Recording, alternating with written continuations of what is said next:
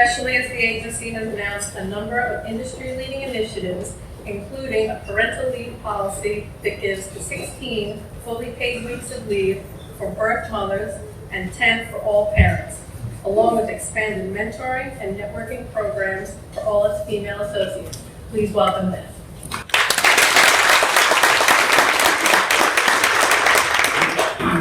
Thank you, Bernadette, and thank you, everybody. Welcome. Let me echo those wishes of welcome. We're thrilled to have you here. It's such an important day. We couldn't be prouder to be partnering with PRWeek.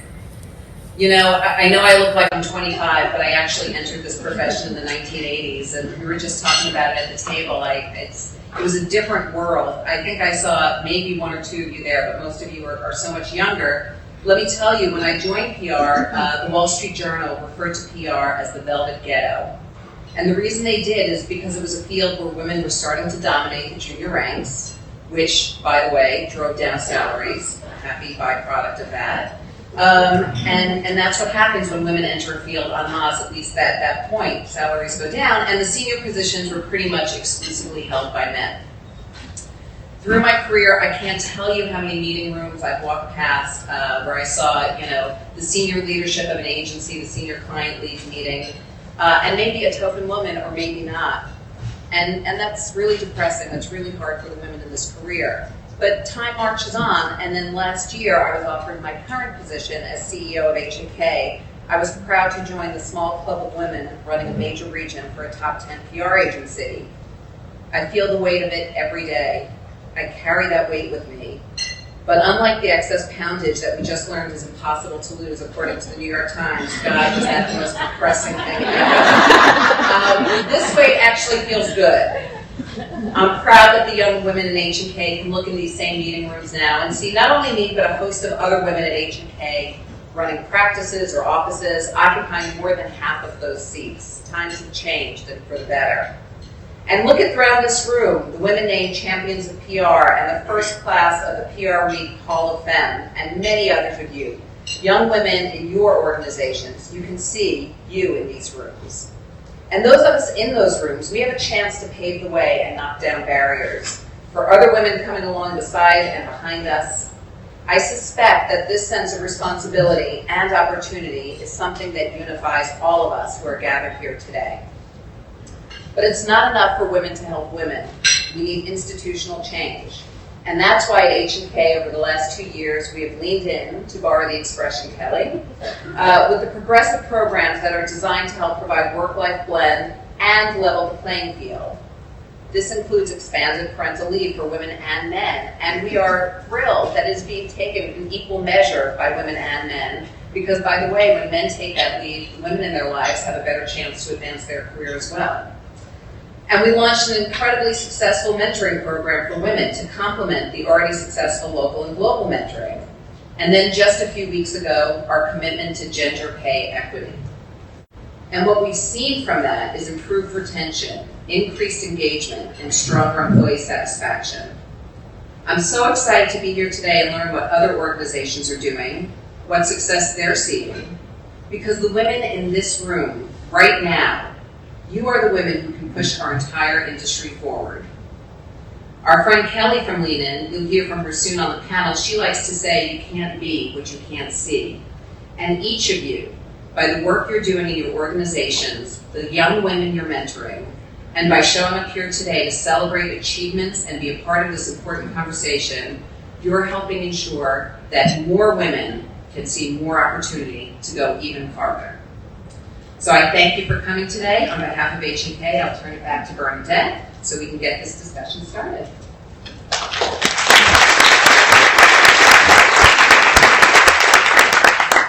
Thank you, Beth. And joining Beth on our panel is Catherine Mathis. She just celebrated her 1-year anniversary as Chief Communications Officer for McGraw-Hill Education. Previously, she was Head of Communications for Standards & Poor's and the New York Times Company. We also have Travian Smith-Wilson, Senior Vice President of Communications for Sundial Brands. She has previously served as Senior Advisor to the President and CEO of the National Urban League and was Vice President, Global Diversity and Inclusion Officer at American Express. We have Kelly Parisi. She is the Head of Communications marketing at Lean In, and prior to that was a comms exec at Girl Scouts of the USA. More than 380,000 women and men have joined the Lean In community and started more than 14,000 Lean In circles in over 50 countries. Christy Wallace is the president of Elevate New York, a global professional women's network. From New York to San Francisco, Madrid to Mumbai, Elevate is closing the gender achievement gap in business by providing women with a network to lean on and to learn from. And this panel will be moderated by senior reporter at PRWeek, Diana Bradley. Give her an applause.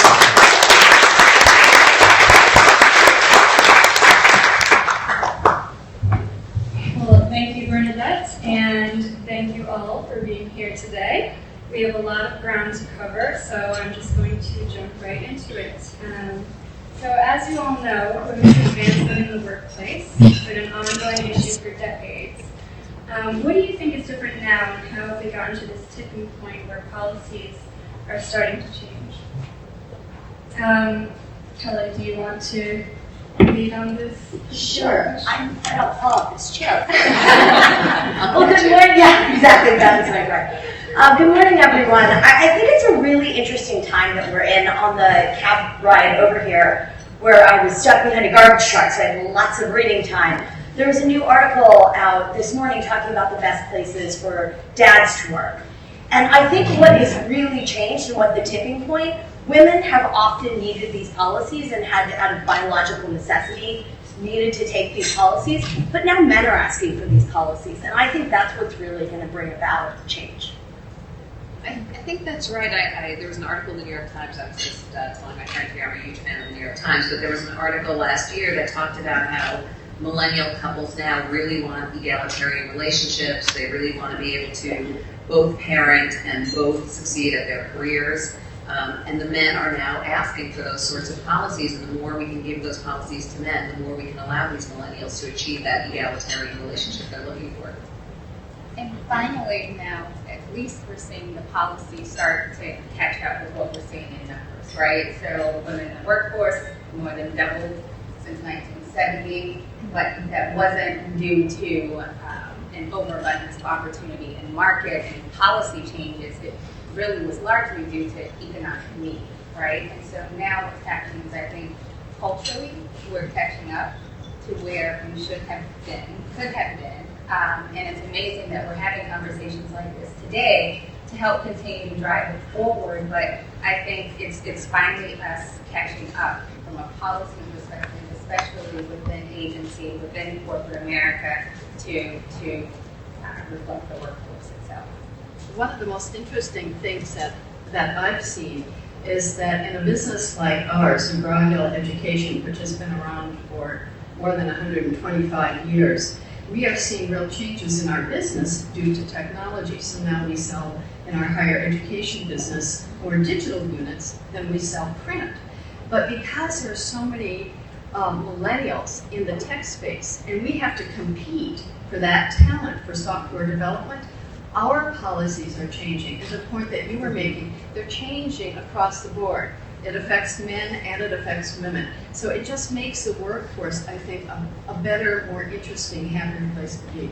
And what you said is so true. And you know, I would love to say that people are doing these policies for all of the right reasons because they care about their employees' work-life blend, as Beth said earlier. But the truth is, it's all about talent, retention. And it started in tech, where you saw all of the, unlimited paid leave coming out of Netflix. Facebook has wonderful policies. But now corporate America is catching up. To your point, you would never think that you're recruiting from the same talent pool that a Facebook or Google is.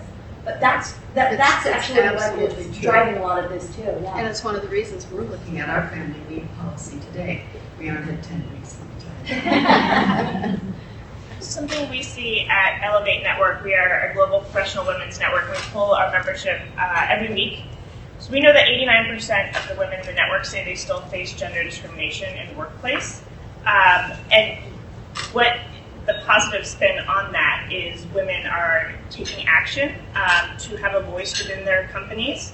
they are learning from each other. So a lot of what we're talking about here, that transparency, that sharing best practices, that talking about what is happening to move the dial forward, are all very important. And today's media that's sharing these stories, that's talking to young women about how to ask for a raise and how to have those courageous conversations, that's showing companies the pathway to creating policies and programs around maternity leave, around gender equality and pay equality.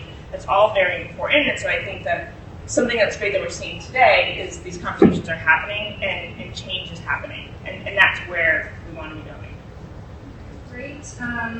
And as you all know, policies do not necessarily equal permission, and there can be guilt or discomfort associated with leaving at 5 p.m. or not being on 24/7. And I actually just wanted to turn to the audience and just see how many of you leave for the day by 5:30 p.m. on a regular basis. I'm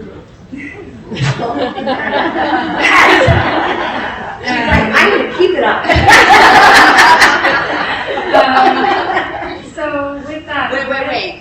Do you check your email? Yeah, I was going to say, it's not if you leave at 5. Do you log back on at 6? That's the real question. So with that, what is the best way to promote work-life offerings in a way where women or any associate will not be afraid to take advantage of them?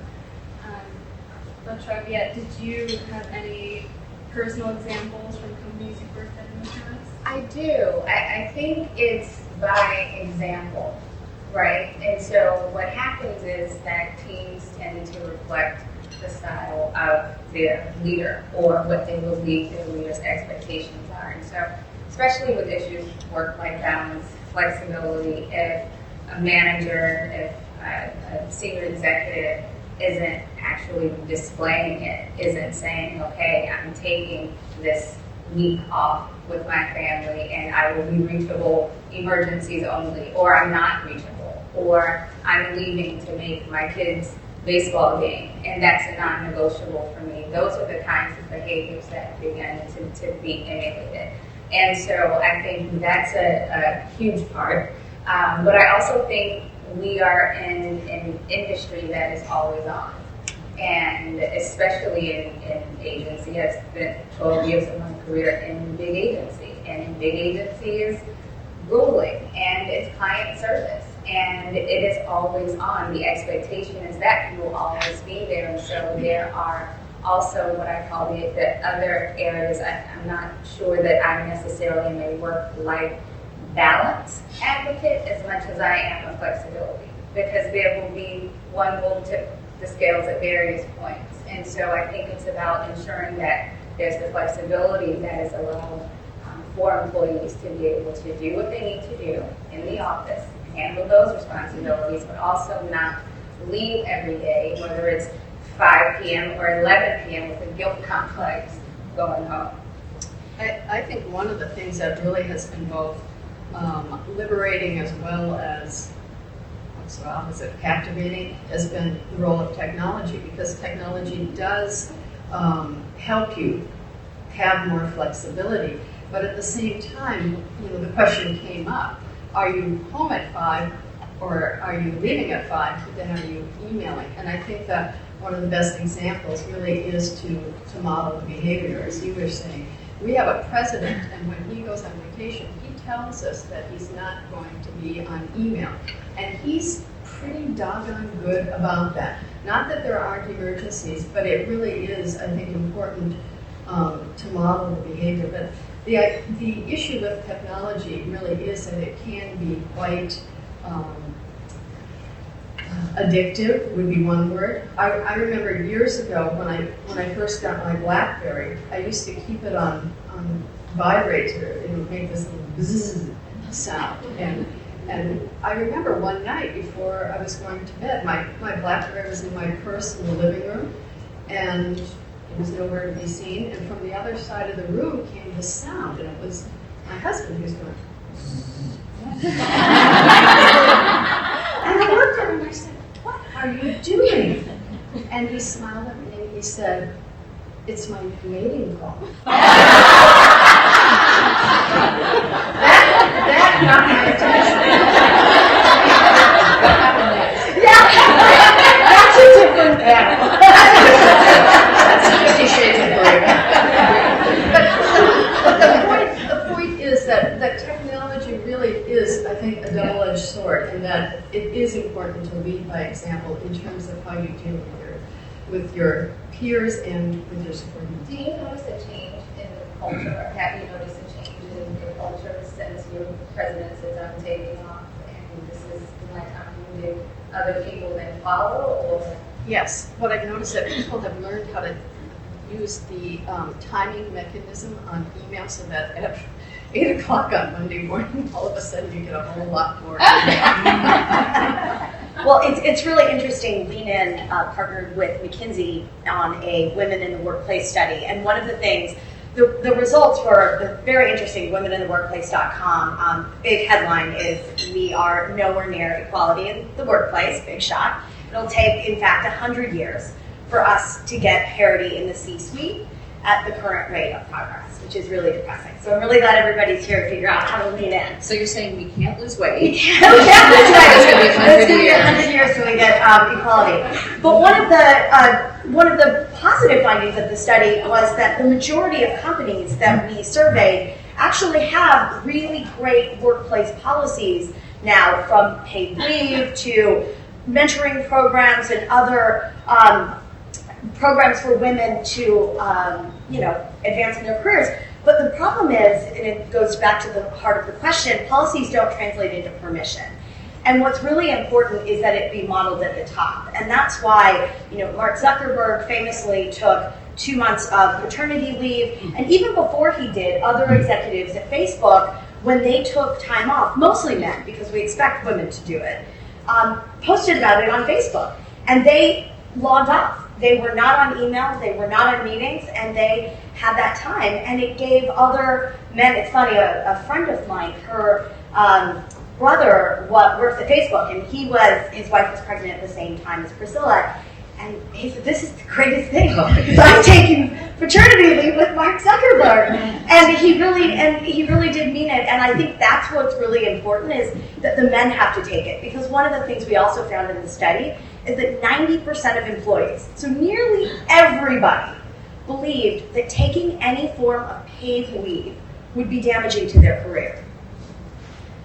Women have to when they have a baby, biological necessity, but when men start doing it, it then actually takes that penalizing factor out for everybody. So I just want to share my experience. I have 3 kids. And when I had my first child, I had been working, 15-hour days, 7 days a week. It was pretty intense. And at the time I had my son, said, well, there's no way I can keep this up. I don't know how I can be a parent and work in this job. And so I chose at that time to take a career break. My second job, I was working for a startup, so the benefits weren't so great in terms of paid leave, but there's a lot of flexibility. And so each time you learn, and I think we were talking about this earlier, how the first time I told my company that I was having a child, I felt like I was making a lot of excuses. I'm pregnant, but I will work during maternity leave, or I'll come back soon, or I'll work right up until the day I leave. By the time I had my third child, I felt much more confident in what I could ask for and what was right and fair to ask for. I took my time, I really tapped out of email. I trusted that the people that I worked with could handle it. They could handle it when I was gone, and they absolutely could. And I think talking about the culture from the top and talking about how you need to show by example as a business leader, as a company, that it is okay to step away. You are not making excuses or apologizing for having a family. And that it's a very positive thing to do. It's a great thing. So I learned through my own personal experiences, each of those phases. But the best result was at the end, when I wasn't making excuses, and I felt very proud to be a parent and to take that time away. Great. And a company can have all of the right advancement tools in place, but do you find that women in your own companies aggressively pursue these opportunities? Do women opt out? Catherine, did you want to take this one? Well, it's interesting. I think that in my experience, what I've found is that the people who are the most assertive about taking their development are really taking their development seriously, whether it's a man or a woman, are the ones who ultimately are going to do the best because they're taking initiative, they're trying new things.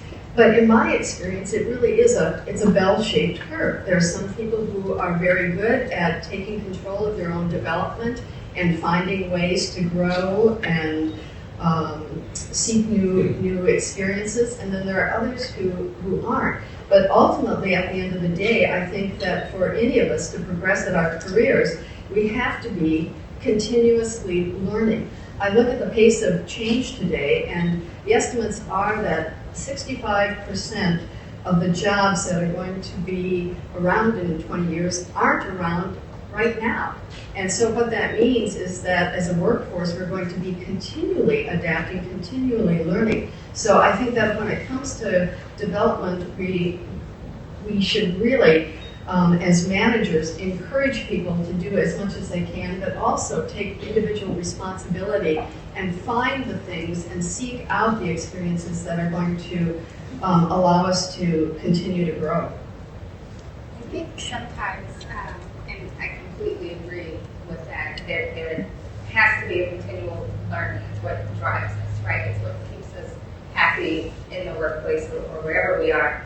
But I also think a component of that is, as an organization, understanding when some people simply will not take advantage of the programs. And that's been my experience at various times. There have been amazing programs at organizations I've worked for. I've been in positions where I've sat with groups of women and said, hey, did you know that this is available?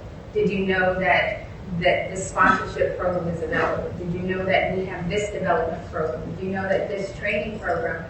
And sometimes, and I think it's difficult for us when we want to see advancement and we want to see people continue to grow. When we say grow, we mean advance higher. For a lot of people, it means being where they are. And I've had to get really comfortable with that because that's not who I am. So when I've managed people who have said, I want to grow here, I want to grow in different opportunities here, but you know what? I don't want to be a VP.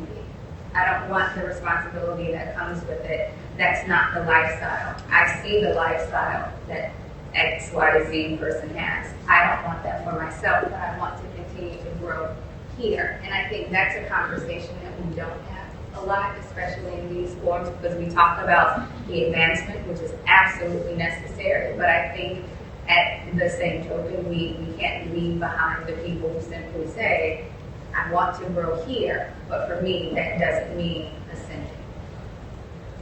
I think that's valid. You can't, we're not all the same person. We don't have the same wants, needs, desires, situations, and I think we have to make room for that. I will say we do have a lot of enrichment opportunities at H&K. We have really good participation, and what we see from that participation is it's driving up retention rates, it's driving up, I would recommend a friend work here, it's driving up all those things. So we are seeing people take advantage of it, which is, really, when you put those programs in place, the fact that people are using them and enjoying them are great. It's redefining the career ladder. So for so many years, and what you're talking about is okay, you're supposed to move this way and this way and this way, and that's the path that everyone follows. And something that has kept women back is we're not always following that path. Maybe we're taking a break, maybe we're having kids, maybe we're slowing down for whatever reason that may be, and suddenly, well, you're off the ladder. And we need to rethink that and redefine what does career progression look like. It is not always this straight shot up to the top. Sometimes you're leaving to start your own business. Sometimes you're moving into a new role that's having more meaning and impact. It is different for each individual, and so the programs and the policies need to really reflect that it's not a one-size-fits-all. And Cheryl famously said, it's not a career ladder. Think of your career as more of like a jungle gym. but you're going all around. And I think what's really interesting too is what's holding women back and why they don't want to ascend, which I think is a really fair point. But I also think and men, but I also feel like in order for women to lean in at work, men need to lean in at home. And that's also going to argue that. Yeah. No, honey, don't do the dishes. Exactly. But that's also a really important thing because when you're doing, women tend to manage they have the second shift famously called, but they have all the household responsibilities and additional family and a full-time job. And that's often why I don't want that additional responsibilities because I can't put one more thing on my to-do list. But Maxed out. the point that you are making about candid conversations, I think, is a very important point. And one of the experiences that I had that really had a very powerful impact on me was when I was at Standard & Poor's, and we were getting ready to attend the World Economic Forum in Davos. And I had a man who worked for me, and I thought, man, this would be a great development opportunity. The guy was in his 30s. I thought, how cool is that to go to the World Economic Forum, right? So I said to him, we're going to give you this opportunity. And he was like, what's up with that? So long story short, he went. It was a fabulous experience. And when he came back, I sat down with him. I said, Ed, I have to tell you, I was a little surprised at your reaction when we told you you'd be going to the World Economic Forum. And he said, look, Catherine, I appreciated the opportunity, but you have to understand, I've got 2 small kids at home, and for me to be gone for a week is, I have to make arrangements, I have to work with my wife. Now, I don't have children, and it didn't, it should have occurred to me, but it didn't, and it was a very powerful lesson, because I wish that I had said to him at the moment when I could see that he had concerns, Ed, what's troubling you? But, to the point where you do change roles, and I'm of a certain age that, I've had to reorient my thinking. It was a very interesting experience for me. Great. I would love to be afraid to use Hall of Femme and afraid to use the intentionally, but they can also be wary about things like In 2015, men in the PR and communications industry with fewer than 5 years experience made $55,000 compared with women who made $49,000. The gap only widens as a woman's career progresses. Men with more than 5 years of experience make $138,500 compared with women who make $100,000. How do we start to close that pay gap? I think the first thing we need to do is ask for the raise. We recently surveyed the LA community and we found out that only 37% of women asked for a raise that prior year. 75% of the women that did ask received it, but only 37% asked. We found that entry-level women were less inclined to ask, very senior women less inclined to ask for a raise, and women in roles traditionally associated with negotiations such as sales and business development were much more inclined to advocate for that or to ask for the raise. So the first thing is we need to ask. No harm in asking, the worst thing that happens is someone says no. But having a culture and having acceptance of asking for more and asking for a raise, asking for whatever it is that you need to make your work life more fulfilling is the first thing. And through mentorship and through conversations like this, telling women and men that it's okay to ask for that raise. I think asking is one thing, and that's certainly important, and women specifically just don't ask for raises. But it's also companies pay women's last. I mean, that's just a statistical fact. And I think what's encouraging to me is you have seen some very high-profile companies like getting off at Salesforce who've undergone a pay audit to figure out what that gap is and then address it. And Stephanie, you can talk a little about what you guys just did with 8K. Yes, we just went through that audit ourselves, and we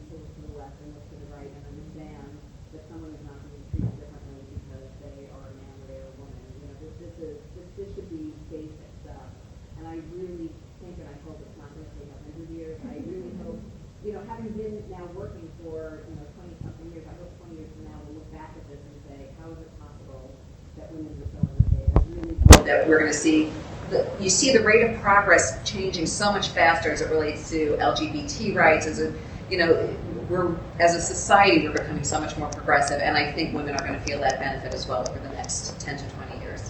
I'm optimistic. Congratulations. Thank you. That's amazing. I've said that it's doable, right? Companies absolutely have to take the initiative to say this isn't right, and we will not stand for it. But I also think that until that happens, and until everyone follows that example, as women, we can tend to speak, negotiate on everyone else's behalf so much better than our own, right? We go in, head down, we're grinding, work is done, and the expectation is we'll see it, it'll pay off, we'll be rewarded.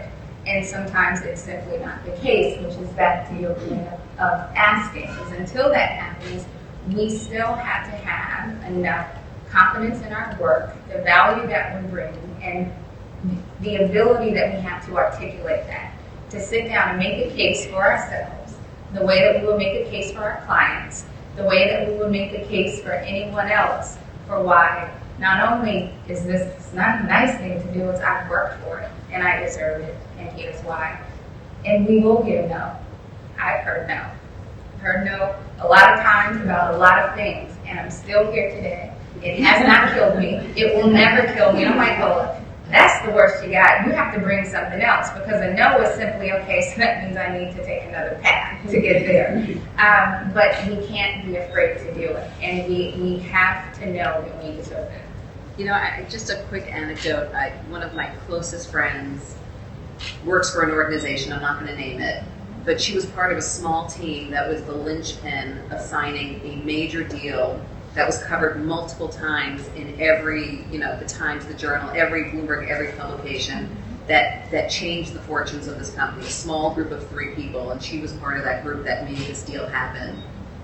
She is being paid a pittance because her role in the company is a very small role. And I said to her, and she's Cornell educated, she's an educated woman, I said, you must go in and you must explain to them the value you brought, that what you did changed the stock valuation of this company, and she deserves a piece of that. And she was so terrified to ask for that money.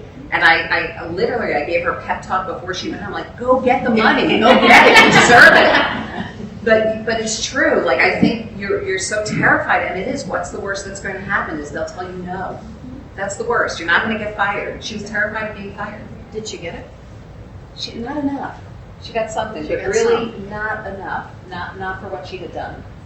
Yeah. But I just to add to that, I had a woman who worked for me that I still keep in touch with, and she called me because she works at a very prominent nonprofit. She's in fundraising. The great thing about fundraising is you can actually show how much money you brought in. You have a goal, you either meet it or you don't.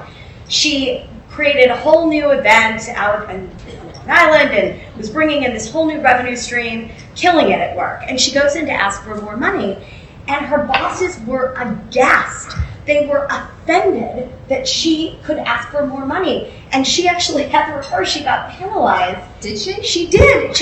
She just called me last week and told me that 2 of her coworkers that are at the same level got promoted. And they don't raise as much money as she did, and she really believes, and I think she's probably right, that they were so taken aback that she would ask forcefully and make a case. I mean, I helped her make this case. We mapped it all out of why she deserved a raise, and she had a reverse experience. That's disappointing. I know. And please don't let that discourage. But I do think, there is often, in the same way that, Hillary Clinton during debates gets called shrill and that she's screaming and screeching, that women are often perceived when they're advocating for themselves in a negative fashion is very real and valid. It doesn't mean you shouldn't do it, though. How can a company present a fair balance of policies and tools without angering parents and non-parents and starting a men versus women argument? I think it's about a suite of policies. We've been talking about parental leave, and I remember being in the workforce before I had children and not necessarily understanding what that responsibility entails, and not understanding. I understand the other point of view, but I think to your point, you talked earlier about the other programs that we can offer people to help them advance their career, to help them grow, to help them pursue an interest that might exist outside the career that doesn't involve children. I think as long as you're taking care of your employee base, people will understand that you need to take care of the parents as well, and maybe in a different way. And it's that sweet, right? And so whether it's gender-based, whether it's race or ethnicity, whether it's LGBT, it's ensuring that diversity isn't defined by one group, or that your organization doesn't define diversity. Oh, okay, those are the women's programs. No, those are the programs for Latinos or Blacks, or those are the LGBT. It's something for everyone, and it's recognizing who is in your employee base and understanding what they need to thrive. I will say one of the things that I really wish more companies would do is to provide sabbaticals. That is, if you want to take time off for any reason, because I think now the work-life balance has a tendency to skew so much more heavily towards work. And going back to what we were talking about earlier with technology, you're never really off. And I don't think you can expect people to continue to perform at peak levels unless they do have respites. You think about the way that athletes perform. It's not always at the top. They take rest. They need that in order to regroup and have the resources then to go on to a higher level of performance. And I think the same thing is true for employees, and I think it would make for a workforce that has a richer body of experiences and in a sense is more diverse. Maybe not in terms of gender or ethnicity, but certainly in terms of experiences. I'll echo that. I sat out a 3-month non-compete before I started my new job. And it was beautiful because I literally had no responsibilities. It was the first time. You were renovating your bathroom. I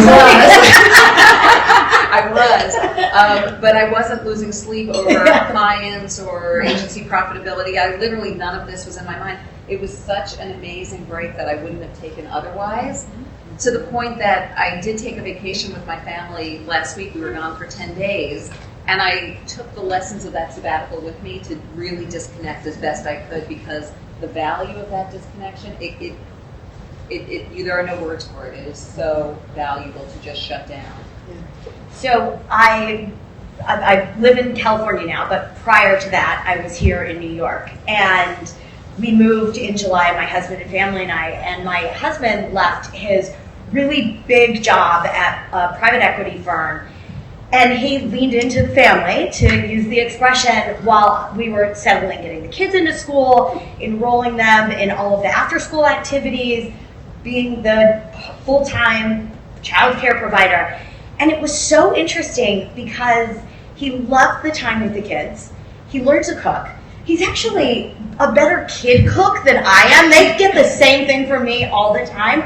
But he has really enjoyed this time off from work and got his own little mini sabbatical and found out he actually has all of these interests. He's running the art and action program in my kids' school, and he really enjoyed it. And he would not have, if we hadn't moved cross country, he would not have ever taken that break. Yeah. And we don't give ourselves gaps like that in a way that whether you're working, whether you get it inside your company or out, we all need that kind of rest and recharge.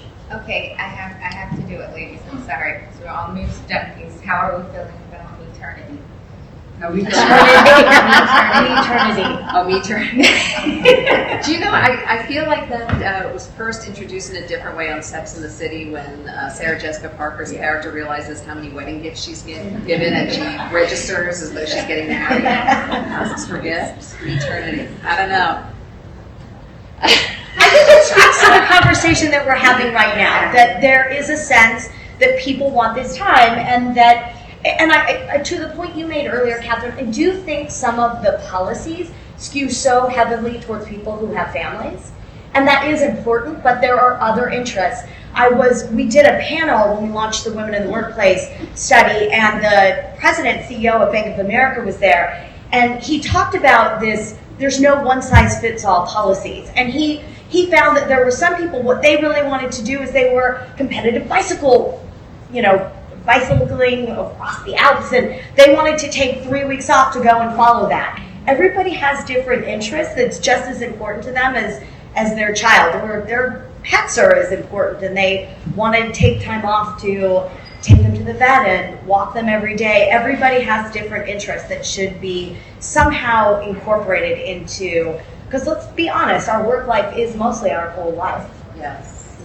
Is the maternity thing, though, is it supposed to be maternity leave for people who haven't had kids, or is it just another way to say sabbatical?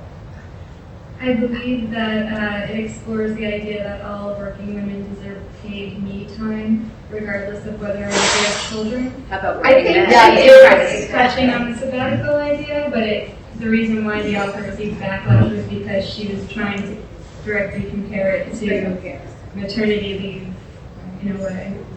So I don't think that any mother would say that her maternity leave was a sabbatical. Usually what showers and the award for understatement of the year goes to. That is true.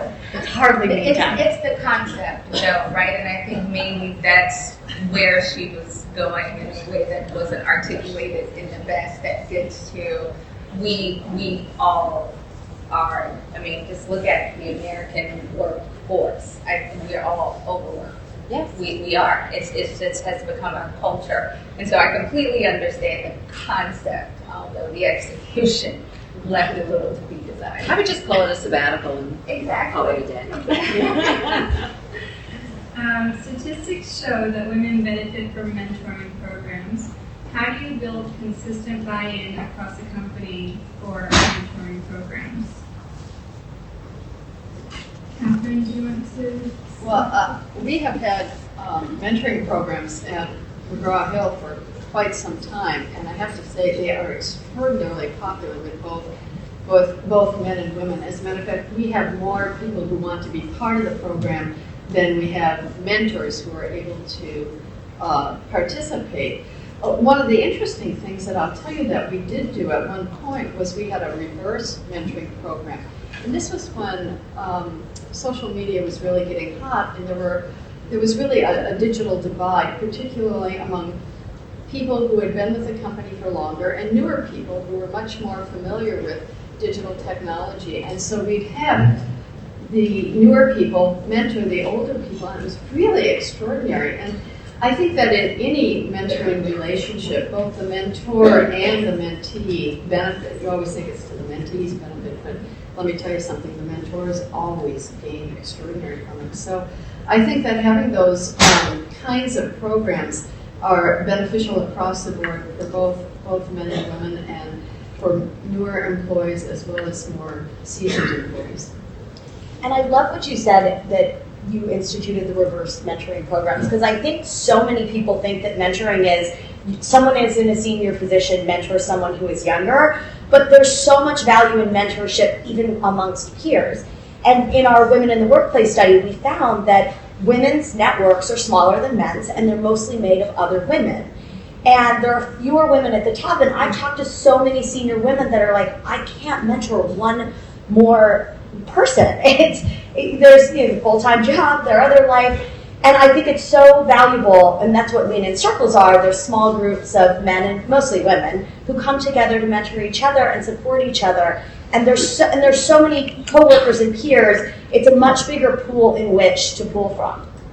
In fact, millennials, I believe they prefer peer-to-peer mentoring as well. So it's something that you can offer to the millennials, where you can learn different disciplines, different talents from a peer. That seems to be quite popular. I pulled some numbers. We introduced our mentoring program. We made 171 matches. 70 more are happening this week. 99% would recommend. They talked about the fact that they met someone new, they felt more connected, they were sharing best practices, and talking through challenges. So all very positive feedback and outcomes from that.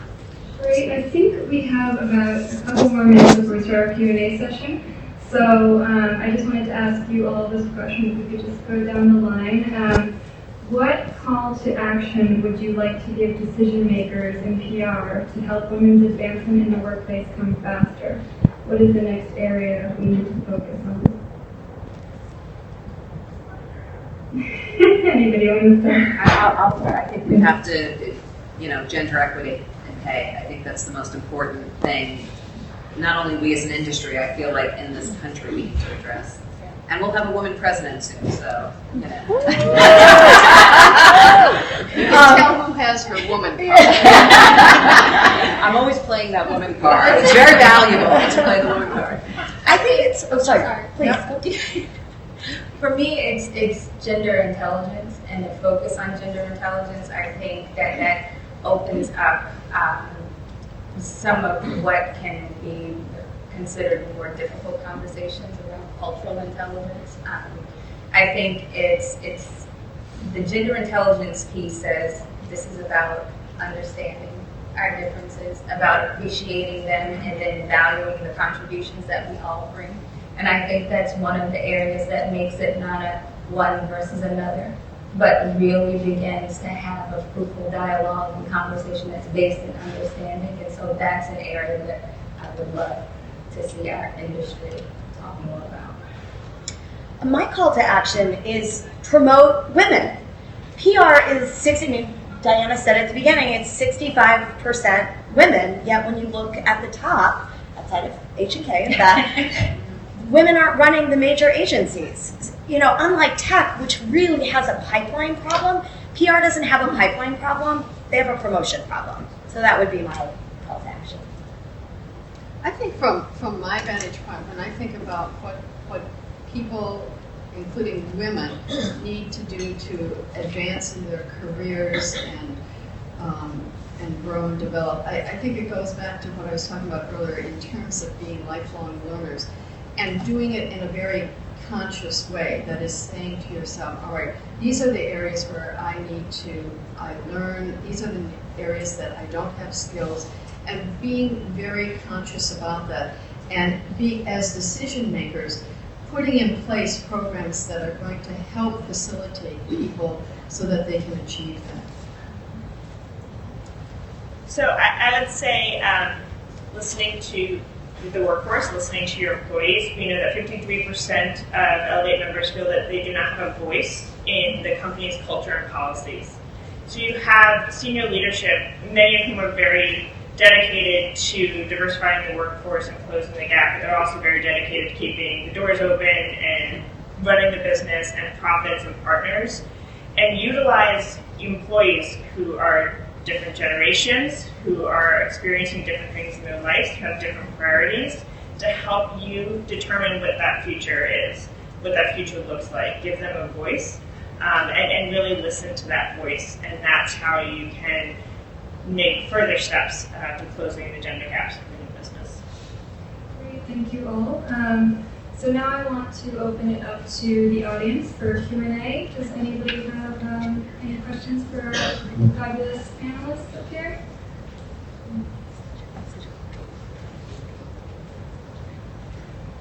This is a room of communicators. There's a question. Thank you all so much for speaking with us today. It's very interesting. And I'm curious, you shared the story of your friend who was kind of reprimanded for, thank you. You shared the story of your friend who was reprimanded for asking for a raise. And I'm curious if you guys can share any line in the sand moments, because I think it's incredibly important that as human beings, but particularly as women, we place as much value on what we bring to the table as we do in what our companies offer. And so in those circumstances, have there ever been moments when you've drawn a line and you've recognized that for whatever reason your company could not recognize your value and you had to do a different turn? Yes. So I won't say the organization because it's all good work. But I was promoted rapidly at one organization, and often, and I'm sure many people have had this experience, you're penalized for doing good work and staying at a place.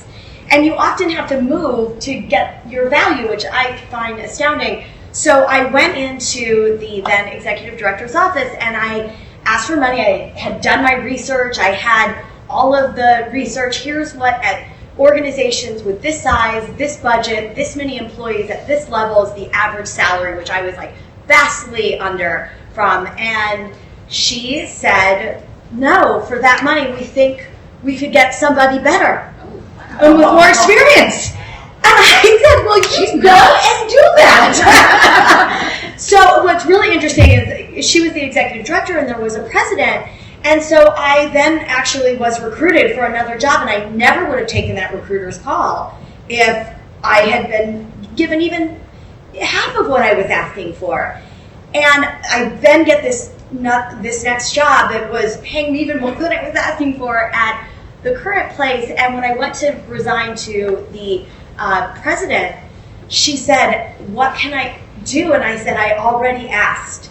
And I was told that that was not my value. I've gone somewhere now that actually, and the truth of it was, even if they would have come back with the number or matched my current offer, I knew they didn't really think that was my value. And so I left an organization that I loved on a cause that I feel so passionate about because they didn't know what my value was. But you knew what your value But was. I did. And that's what's so important. And I undercut my value. and you have to be prepared to walk. Yes. You really Yes. do. And I did walk that day. It wasn't so dramatic. I quit. Let's make it that story. In my head, that's how it all happened. No, really, in my head, I was like, well, then you go find that person. My line's in the sand. I'm not as dramatic. Never told that in that way, but when I have not received something that I felt I deserved, that's when my options. I just start exploring options, and I start accepting the recruiter calls, and okay, that sounds interesting. Okay, maybe not that one, but what about the next one? And just remain open. And I think only you really know when that time comes, but because a lot of times it's not. The pay is for yes, but a lot of that's not it. It's, do you enjoy what you're doing? Are you at an organization where you feel you can continue to grow and to ascend if that's your goal? Do you have flexibility? What are you still challenged in what you're doing? There are lots of other factors, so only you will know that. But for me, the line in the sand has been when I start picking up the phone and returning recruiters' calls. I think for me, I had been working at a startup, and it was very much startup hours. Everyone showed up at 10, but was there at 10 o'clock at night, and I wasn't. I had a family. I needed to go home. I was getting my work done. I was a great employee, but and the owner of the company said, well, at least one day a week, can you stay until 10? And I said, oh, I would be open to the discussion. Why? What is it that's happening at 10 o'clock if I'm there in front of my computer at 10, well, I'm doing that at home. So why does my face need to be in this office? Can you tell me why? And he couldn't give me an answer. And so it was then I realized that it was very much a culture of FaceTime. It was very much a culture that was not understanding the contribution I was making outside of the office, when I was home, when I was choosing to do email and do work, and that wasn't going to change. And so it was making me doubt myself and feel like I wasn't contributing to the level that I was. And it was making the rest of the team doubt me. And so I just knew that was an important time for me to walk away from that situation because it was not going to improve. It was more about optics than performance. Yes, absolutely. I think for me, there was a line in the sand when it came to work balance at one point in my career, because I was working so much, and I can remember working Christmas Day and working a 3-day weekend, and we were in labor negotiations, so I was literally working at 2 o'clock in the morning, and it was so continuous that at one point I said, I don't want to do this anymore. Because I think that for many people who are in communications and who have crisis situations, it's an adrenaline rush. Crisis communications is fun, it's interesting, it's important. But after a while, it goes back to what we were talking about earlier, you cannot function at peak performance over a prolonged period of time. You have to have a rest. And this had been going on for such a long period of time that I said, I don't want to do this anymore. And I called someone, an executive recruiter, and ended up getting a new job. Any further questions? Shall I start with?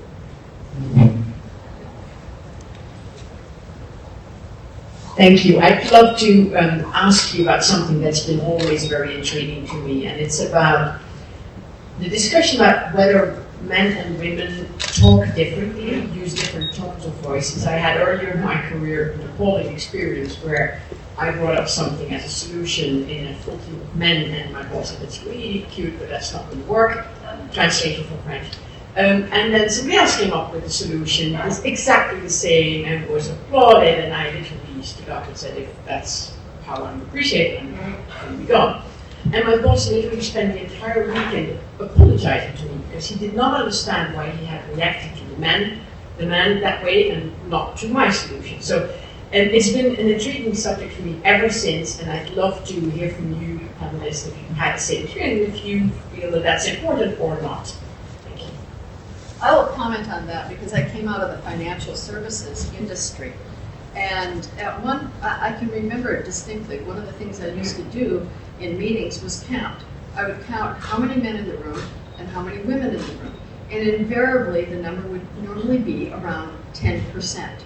And the thing that I noticed consistently was that the women in the room tended to get interrupted much more often than the men. And it used to make me crazy.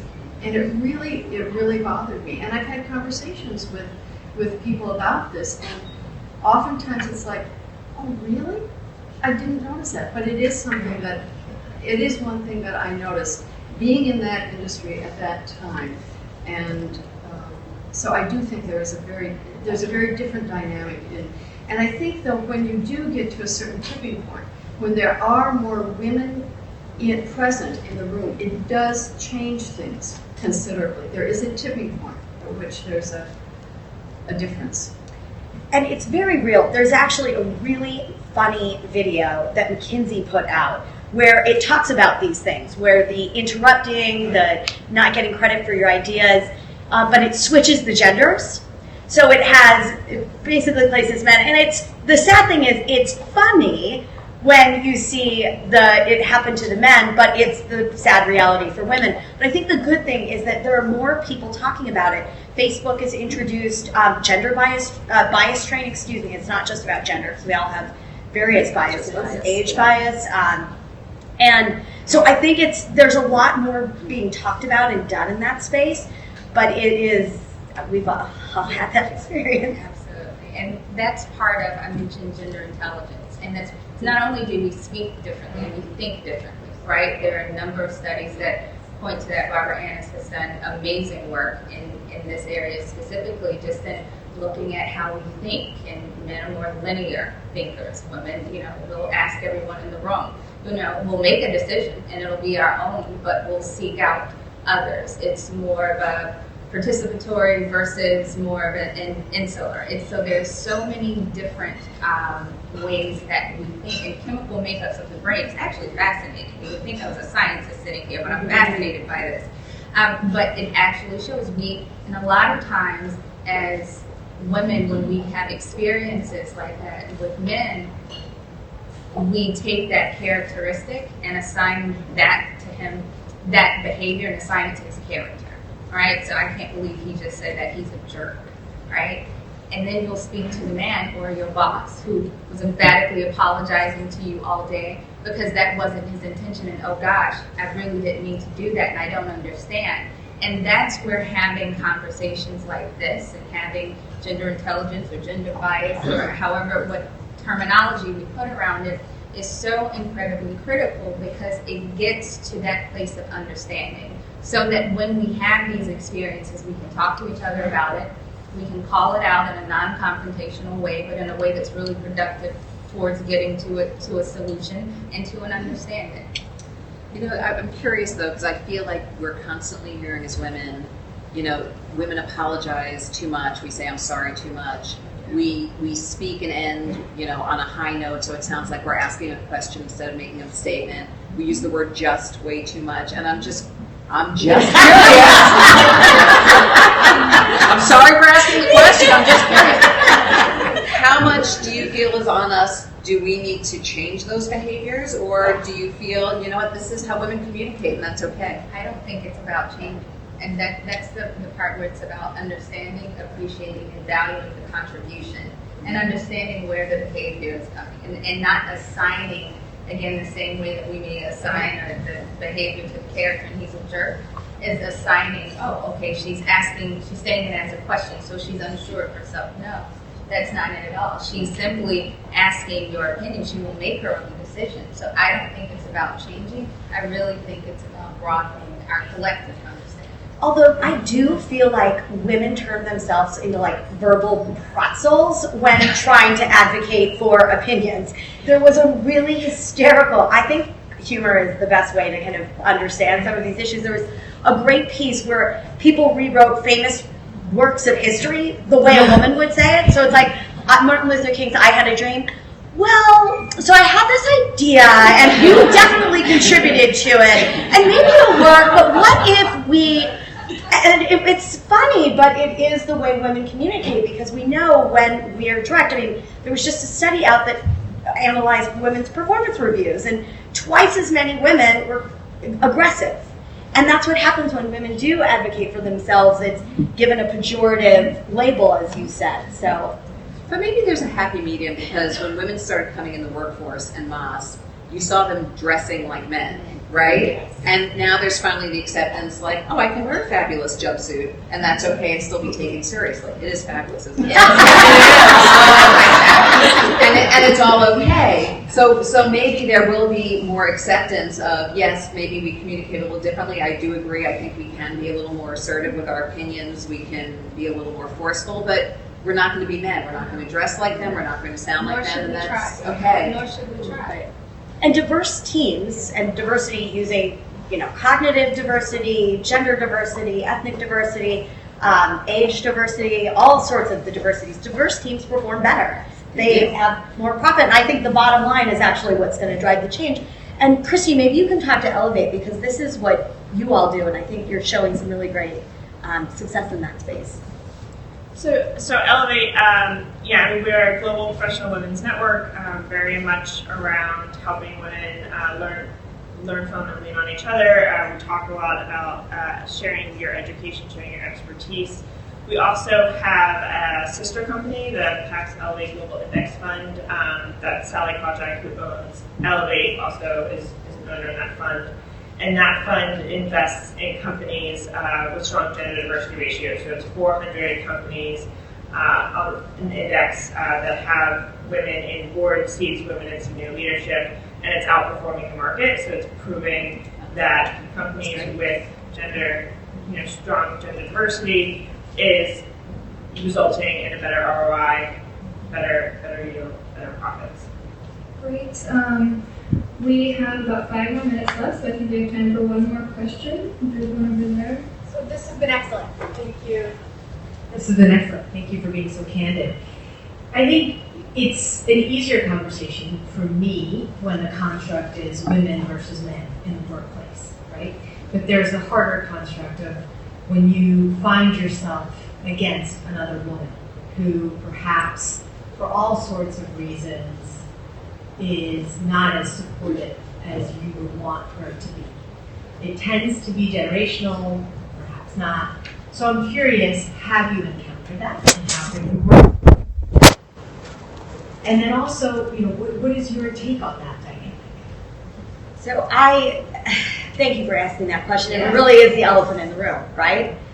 We have got to stop girl on girl crime. It starts in the playground and it carries into the workforce. But we've actually done pulled the research on this, and I'm ironically wearing a Queen Bee sweater.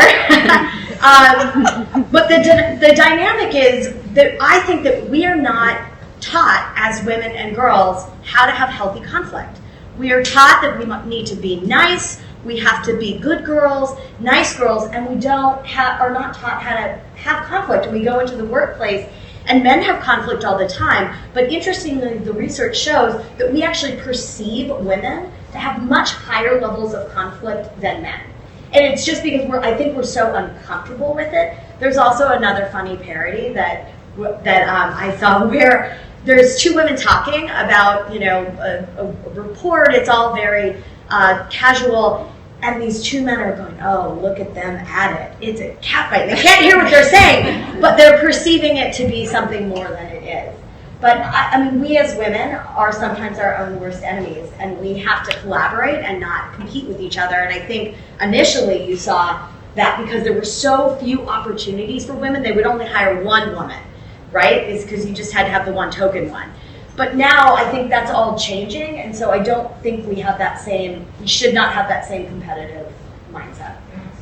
And for me, it's, I have a very simple philosophy that I don't diminish who I am to make someone else feel better. And by diminishing who I am, I'll give you an example. Company will remain unnamed. This woman had brought me in. She hired me, she sought me out, aggressively recruited me, and I was in the organization maybe about 3 months and was killing it. And one day she called me into her office, and I'm thinking we're going to have this great conversation about how amazing I'm doing. And she says to me, well, you're having a lot of conversations with senior leaders, executive leaders. Yeah, it's pretty awesome. Everyone here is great, right? There's the elevator, the hallways. Yeah, I think you're talking to them a bit too much. I think you're a little too confident. When you walk into the room, I think you should just try to act a little more insecure and uncomfortable. Verbatim. Those are the words. And I'm rarely rendered speechless. And I was speechless in that moment of this is an alternate universe. This cannot be a conversation that I'm having. It was a conversation that I was having, but it was because of her own insecurities, right? And that was now being projected onto me. And I didn't take it as an adversarial. I was reporting to this woman. But what I did not do was diminish who I was. I would not walk into any room being insecure and uncomfortable because it's not who I am. And so I kept doing what I was doing. And it was revealed to me months later that it was truly based. She was at a precarious point in her career, her role there, which I didn't know at the time. And that was how it manifested itself. And so I say that to say I'm not confrontational. This is not who I am. I believe in resolving conflict, but I'm not confrontational. And I think that such a part of it is just being who you are and not letting anyone, whether it's a man or a woman, let you or make you feel as though you have to diminish yourself. You know, I came into the workforce in the 80s, and it was like the Murphy Brown era, and I was like, this is so great. Women are in the workforce now, and I'm going to have these great female mentors. And my first boss was just hell in a handbasket. Like, she was awful. And it took my breath away because I wasn't expecting it. And what I've come to realize is, you can't generalize. It's not women good, men bad, or vice versa. You have to find the people who teach you, support you, nurture you, who you learn from, who you can teach something to, and that's who you need to surround yourself with. And the point you just raised, I think, is so important, and it happens so much. When somebody has a bad female boss, they instantly generalize. They're like, that's what happens when women are in leadership. And, whereas you would never do the same thing with a man. You've just got a bad boss, as opposed to it's labeled, and the gender matters so much more when it's a woman. Well, I think that's all the time we have for today. So just wanted to thank you all again for your fantastic input on such an important conversation. So.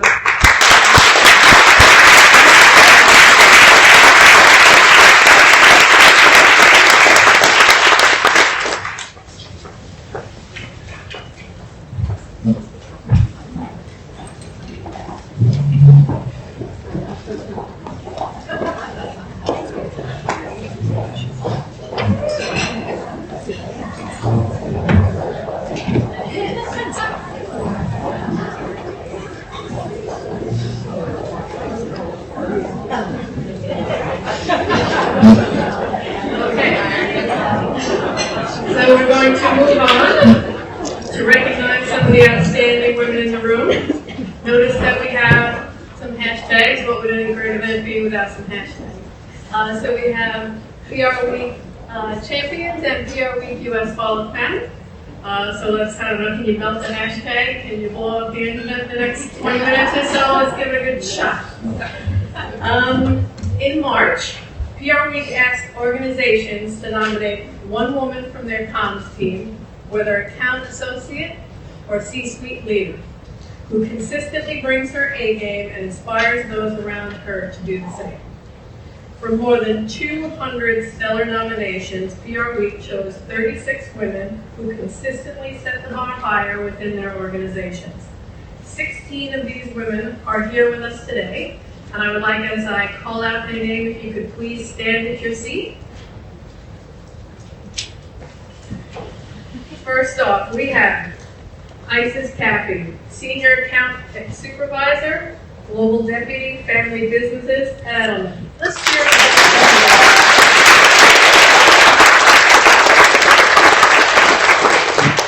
We have Karina Davidson, MD and COO at Abernathy Breger.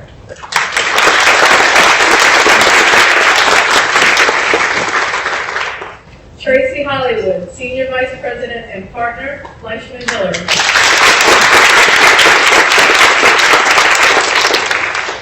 Valencia Johnson, Assistant Director of Constituency Communications at Planned Parenthood Federation of America.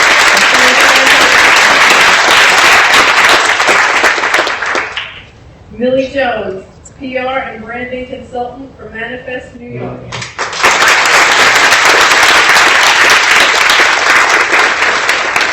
Anastasia Koo, CMO, Human Rights Campaign.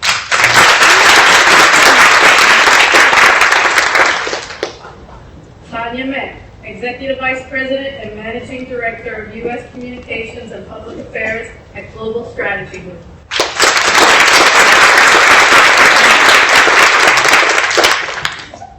Eleanor Pettigrew, Head of Business Development, Inventive Health Public Relations, and Medical Communications.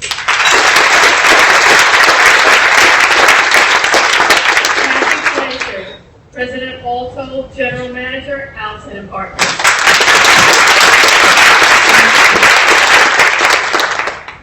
Veronica Post, Marketing Manager, E and Esquire Network, NBC Universal.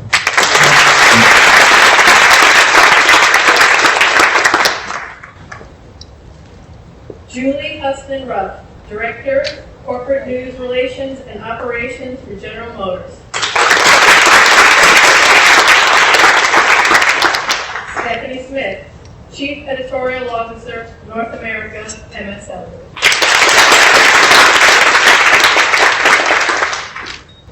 Abigail Tumpy, Associate Director of Communication Science at the Centers for Disease Control and Prevention.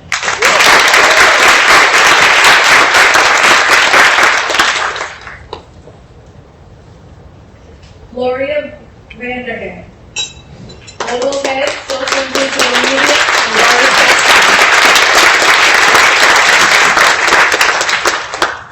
Lauren Wesley Wilson, President, Colorcom.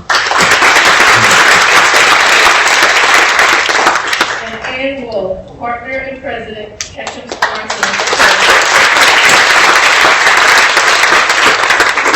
At the end of our program, all the champions could assemble in the corner room and grab a group shot. Now, we have heard a lot today about how few women have ascended to the ranks of the C-suite in the PR industry. But what we may lack in quantity, we make up for in quality and quality. Class of inductees. They are 9 talented women who challenge the status quo, push for the big idea, and, as you will soon hear, have made the industry and the world a better place. They are trailblazers in our industry, and future generations of comms practitioners, male or female, would do well to use these women as both inspiration and guide. It is our privilege to shine a spotlight on them today. Our first inductee is Gail Heyman. She is president of Weber Shandwick and she is president of Weber Shandwick, PRWeek's 2016 Agency of the Year, and she has worked with a long list of blue chip brands including PepsiCo, Unilever, and Microsoft. Gail says one of her many career highlights includes working with Mattel on Barbie. The launch of 3 new Barbie body types marked a huge turning point for Barbie and ignited meaningful conversation on how we see beauty, the importance of empowering girls, and stimulating imagination. Gail is proud of the role she and her colleagues at Weber Shandwick played in elevating a discussion critical to the next generation of women and men in our profession. She is equally proud that Weber Shandwick works on more than 150 campaigns that address all of the UN Sustainable Development Goals, including poverty, hunger, and water quality. Nothing shines brighter than deploying our talent to drive positive change, says Gail. So her words to live by are from philosopher Arthur Schopenhauer. And they are, talent is hitting a target. Genius is knowing the target to hit. She would tell her 20-year-old self to read more, sleep less, experience everything you can, and over-index on kindness. And we borrowed from the actor's studio a little bit here. If heaven exists, she would like to hear God say to her as you enter, I like your shoes.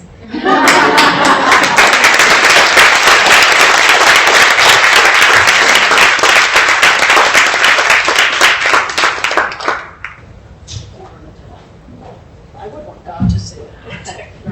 Thank you very much. Yeah, there's nothing like getting to be a Hall of Femme honoree and talking about Barbie. I thought that was super familiar. But just a few things. Thank you, PRWeek, to Bernadette and to Steve for this honor. I have to say I'm thrilled and kind of starry-eyed to be honored among so many truly extraordinary and accomplished women, both the champions and my, I hate to say fellow honoree, but my sister honoree, so thank you for that. I want to thank my colleagues. I want to thank Amy Polanski over there, the CEO of Weber Shandwick, who long before we had discussions like the one we had today, was always supporting and enhancing women in our organization and beyond in all of PR. Thank you to Kelly Sullivan and Lucy Francis, my colleagues here today, who drive our work forward every day. And thank you to the thousands of Weber Shandwick colleagues we have around the world to bring their genius and ideas every day and push our organization forward. Thanks, of course, to our clients, some of whom are here today, with whom we are thrilled to partner to make a difference in their businesses and in their institutions and hopefully in the world. Now, I have one thing to say, and Steve is staring at me, so I'm going to say it super quickly. As he knows, I kind of debated with the whole notion of the Hall of Femme, and I thought, should we be honored separately, or should there be honored as the vast human collective, right? So, and you will be relieved to know that I have no pronouncement on that.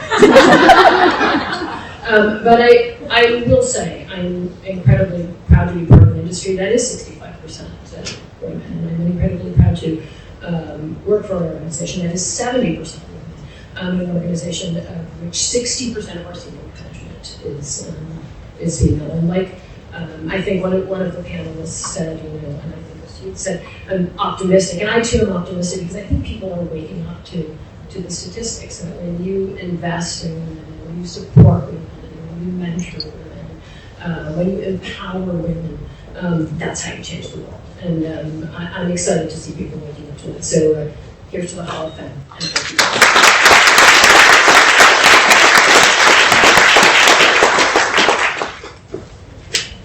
Our next honoree is Karen Hughes, Worldwide Vice Chair of Burson Marsteller.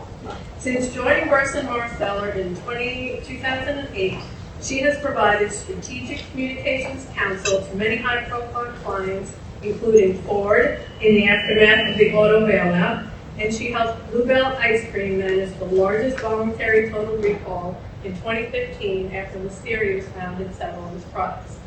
She felt the critical importance of public relations was on display as Burson helped Texas Health Resources rebuild public trust in their Dallas Presbyterian Hospital after the diagnosis of America's first case of Ebola. The company's CEO and leadership team were committed to doing the right thing. They included Karen's team in their decision-making process to approach a major reputational challenge in a thoughtful, disciplined, and responsive way that allowed them to turn the corner and share lessons learned with other hospitals to improve the U.S.'s preparedness and response to infectious disease. Prior to joining Versant, Karen served as Undersecretary of State for Public Diplomacy and Public Affairs and served as counsel to President George W. Bush from 2001 to 2002. Her words to live by: be prepared.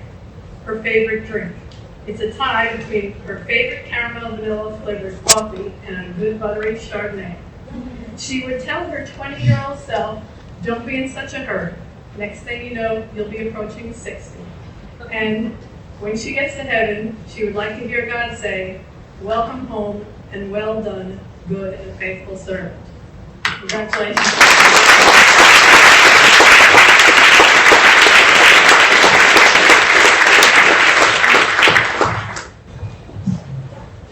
Thank you so much. Thank you so much. I want to thank PRWeek for this very generous and great honor. I want to congratulate all the honorees, the champions, as well as those joining me in the Hall of Femme. It's a wonderful group, and I'm very honored to be included among them. I'm very proud that Person Marsteller has a large number of very influential senior women leaders across the globe leading our offices, two of whom are with me today, Nicole Cornish and Bree Coe. Thank you all for being here with me. I am proud also that through our new offering called Person Advantage Women, we're not only developing women in our own company, but helping our clients develop and promote women throughout their organizations. I've learned over the course of my career, and I think those of you in the room probably share this feeling, that the best public relations and communication strategy involve far more than what you say. They involve all the decisions you make and everything you do, and therefore we need a lot more women and men who will support and listen to them at decision-making tables. So thank you all so very much for this great honor.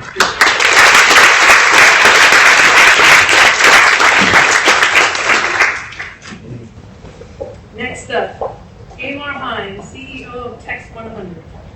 If not in PR, Amar, mother of 4, would be in politics. And one of Amar's daughters is here with her today. She has been leading Text 100 for over a decade. And 2015 saw impressive gains, with the agency's global revenues jumping 19% to $68 million. She believes the PR industry can be far too apologetic and needs to stop justifying its, I thought I would mess this next word up, its raison d'etre, and get on with doing world-changing work. Amar says the industry is at its best when it affects change. She joined the board of Born Free, a philanthropic initiative to eradicate the mother-to-child transmission of HIV by the end of 2016. Her team jumped on board and developed and executed an integrated communications campaign that has had profound effect. Her words to live by: one for the road. Her favorite drink is a gin martini. And barring from the Actors Studio if heaven exists, what would you like to hear God say as you enter? What took you so long?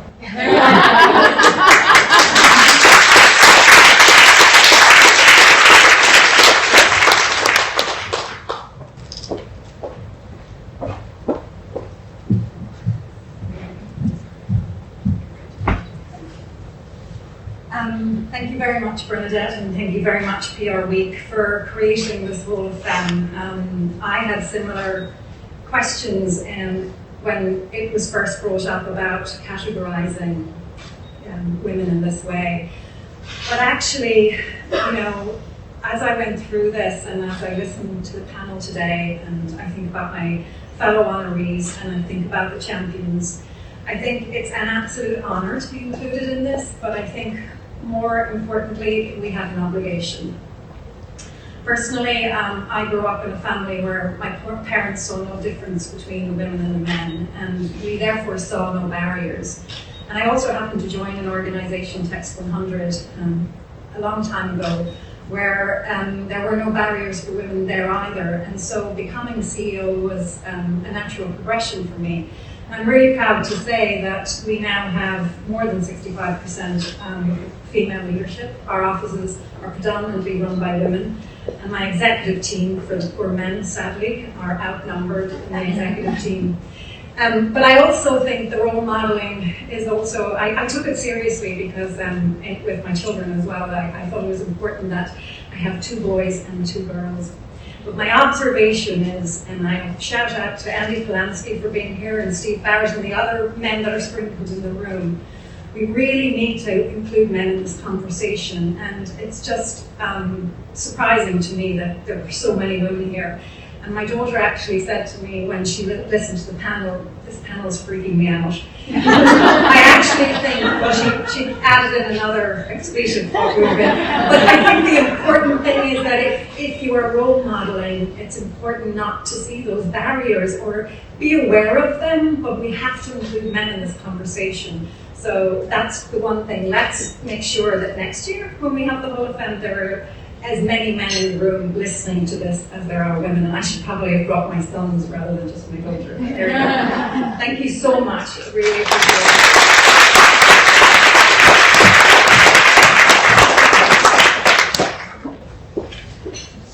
Our next honoree is Donna Imprado, CEO of Cohen & Wolf. Donna has always prioritized building an environment to attract, develop, and retain the best talent. In fact, Cohen & Wolf has been named a PRWeek Best Place to Work for 3 years in a row. Her simple and straightforward motto of just do it has led the agency to 25% organic growth over the past 2 years. She loves a good glass of Brunello and would tell her 20-year-old self, be kind to yourself. Donna is traveling, could not be here today, but all of us in the room congratulate her on being inducted into the Hall of Fame.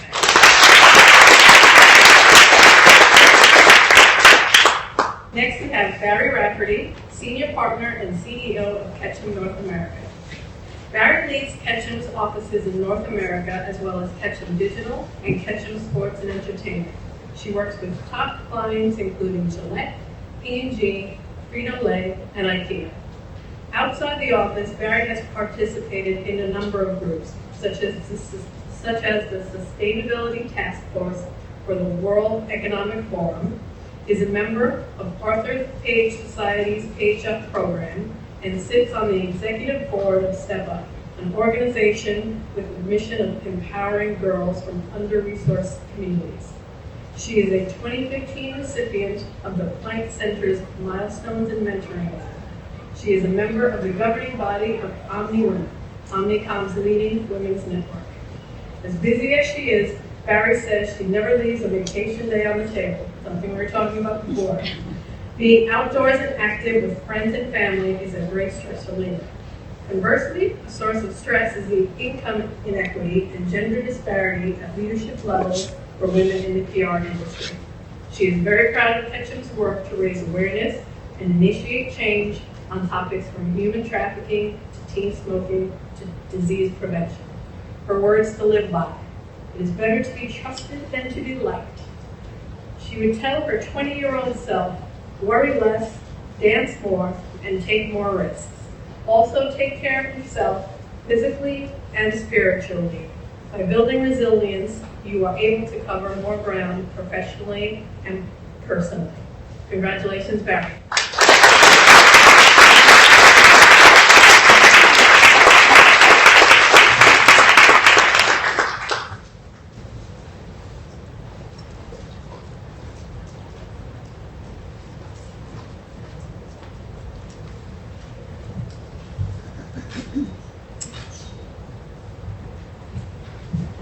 Thank you. Thank you to PRWeek. And truly thank you to my colleagues and Ketchum family. I often say that I would not be able to stand up here and be recognized without their support, inspiration, and even mentoring of me, to be honest, because I have one of my reverse mentors here today that's truly helped me in the digital space. What I would say is I do think the majority can rule. And in fact, I spoke and did a TEDx talk on Friday, and I talked about majors and minors. And I think most of us in this room, PR is our major, But a few years ago, I declared my minor as helping gender equity in business, and I do a lot of speaking on that topic. And what I believe is that everyone in this room has to be a champion. If you take anything away from us creating the Hall of Femme, is the idea that ideally we don't need one in the future, that we are part of the Hall of Fame. But I think, as some people up here said today, we do need it right now. We don't have pay equity in our industry, and it's something we all have to strive for.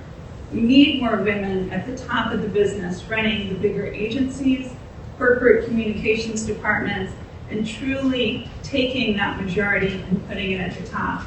Because I do think we need men around the table, but I also think we need women that are going to become champions for all of these issues and to really help not only advocate for yourself, but continue to advocate for others. So to me, this is a moment for us to recognize all of the great women, and I feel like there's amazing peers in this room, but also to take away and continue to push to make sure that our field not only has majority women, but those women lead the industry and have a huge voice in the industry in the future. So thank you, and here's to our future.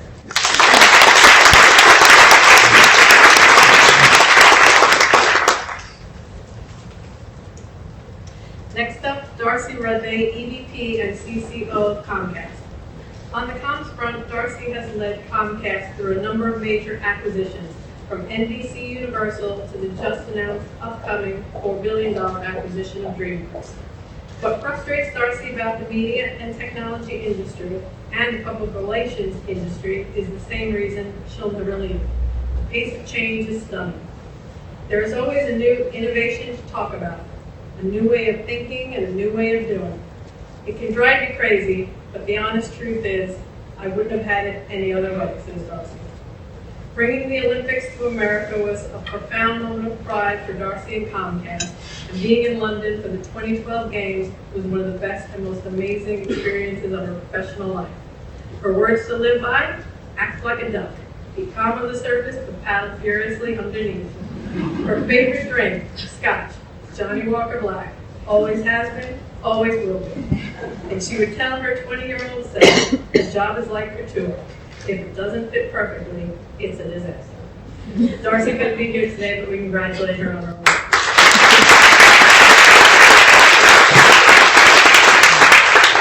Next up, Monica Talon, EVP, Corporate Comms and PR at Univision Communications. Seeing Univision outperform ABC, NBC, CBS, and Fox on a number of sweeps to be the #1 network in the country was a real fist-pumping victory moment for Monica, especially as when she joined Univision, there were only 3 networks. A deep connection with the Hispanic community fuels Univision's success. Earlier this year in New York, after months of work, the company held a ribbon-cutting ceremony for the Univision Media Center at the New Venture Community School, a school in the Bronx that Univision adopted. Seeing the joy of the principal, teachers, and students was a moment of great pride for all Univision colleagues and an incredible personal and professional victory for Monica. Her words to live by are Mahatma Gandhi's: the best way to find yourself is to lose yourself in the service of others. She would tell her 20-year-old self to be more confident and take more calculated risks. And if heaven exists, she would like to hear God say when she gets there, Bienvenida, Monica Talon.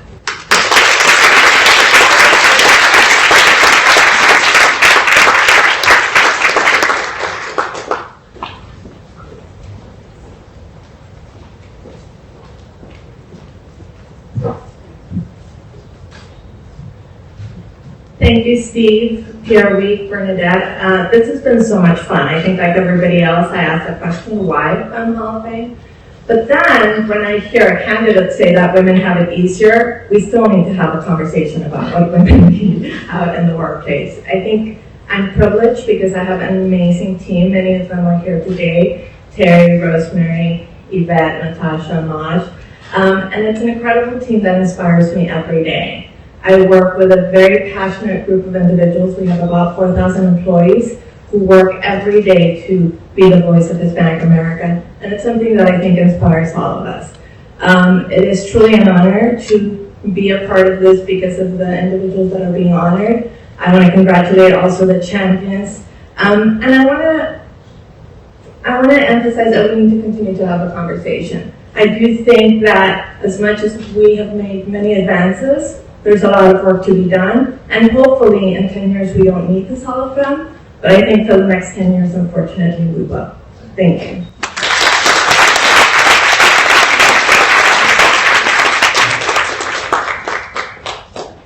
The next honoree is Karen Van Bergen, CEO, Omnicom Public Relations Group.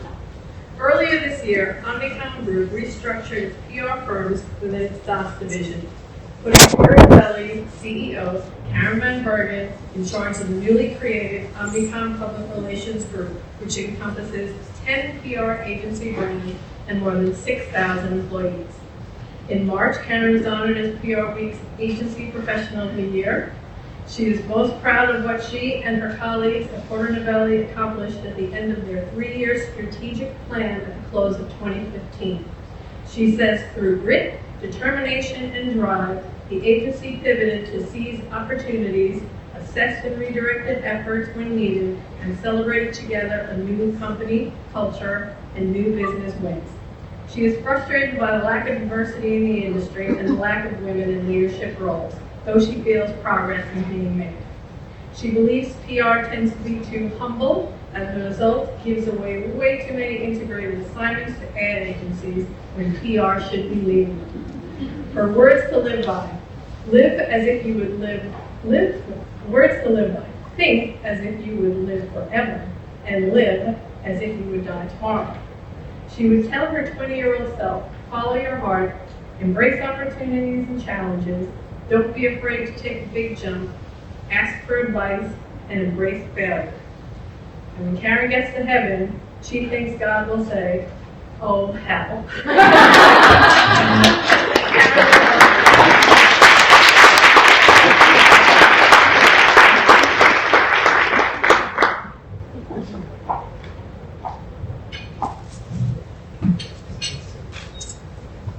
Thank you so much, Bernadette. Thank you, Steve, PRWeek. It's an honor. I never even doubted the need of the Hall of Femme, I have to say, and I'm incredibly honored to be part of this first batch of very impressive and super inspiring women. And actually, when we had our preparatory session, a lot of fun to be with as well. And congratulations to all of you, to all the champions.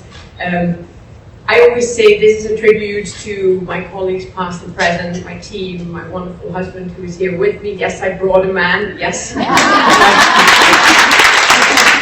couldn't do it without all of you. I do see this, again, as a sign of how we need to continue to pay attention to the role. The entry level is actually 80% of women in the PR industry, and if there's only 5% at the top, there's a lot of work to be done, and I'd like to invite all of you to take care of each other. I like that part of the panel very much. Keep doing that, and yes, include men in the discussion, but we can do a lot for ourselves as well. And I'm very honored to be here, and thank you. Thank you so much.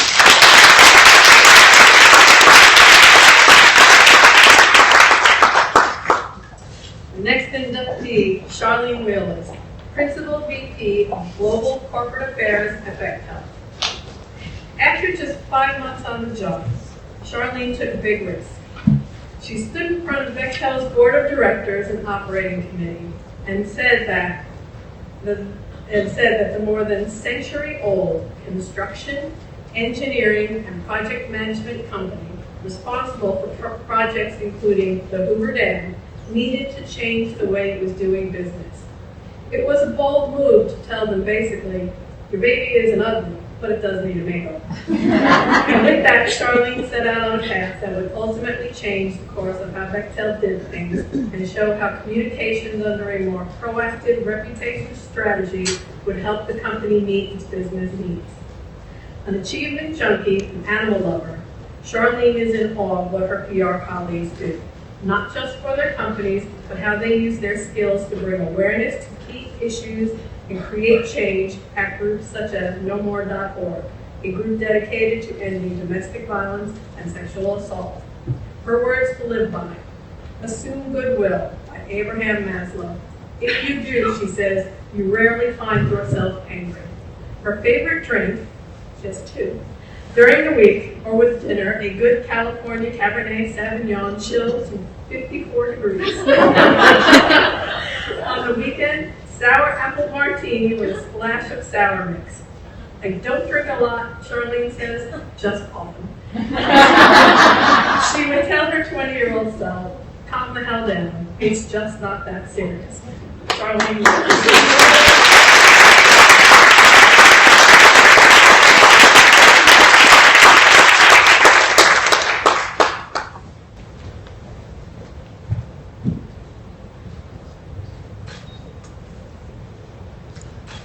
Hi, good morning.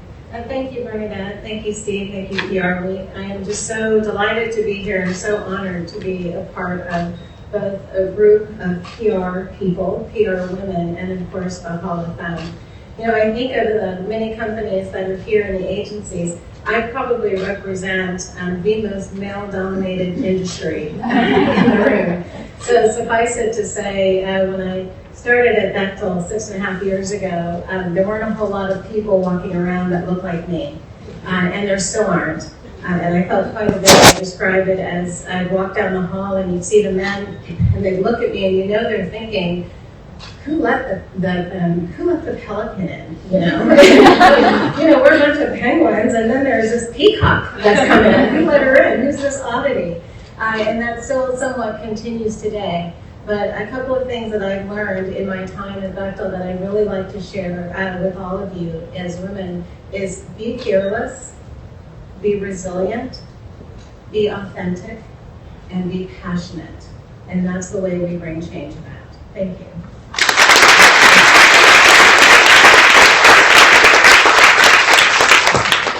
So I'd like all at the end of our program, which is soon, I would like all the Hall of Femme inductees to meet at the back of the room in front of the step and repeat for a picture.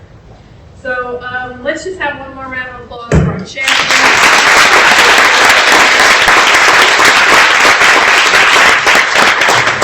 We've come to the end of our program, and I would just like to have a special shout out for Brittany Aaron from PRWeek, who